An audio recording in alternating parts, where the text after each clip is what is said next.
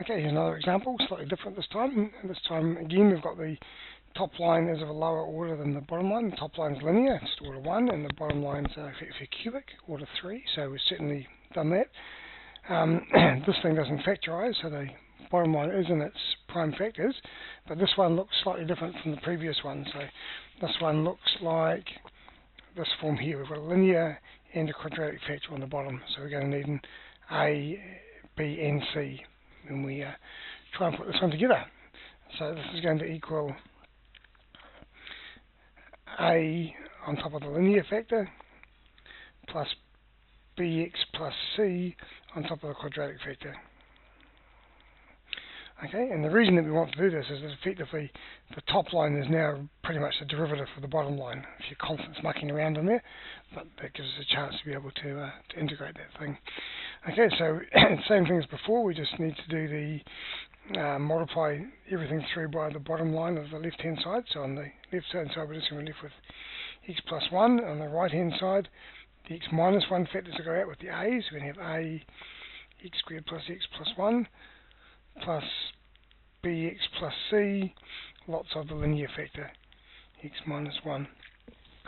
Okay, and then we just want to collect terms. So what have we got in terms of x squared? So we've got ax squared, and over here we've got bx squared. So for the x squared terms, so let's just do it slightly differently from the previous one. For the x squared term, we've got none on this side, and on this side we've got a plus b. The x term, on this side we've got 1, on this side we've got an a, and what else we've got just for x's? We've got minus b plus c. And just for the linear term, or the constant term, on this side we've got 1, and on this side we've got a, and a minus c on that side. Okay, so there's our 3 equations. So effectively this is a set of simultaneous equations, 3 equations and 3 unknowns, and you can solve those any way you like, but if you do, you'll find it comes out that A is 2/3, B is negative 2/3, and C is negative 1/3. Okay, so we jump in there, stop the video getting ridiculously long, but you can work that out okay.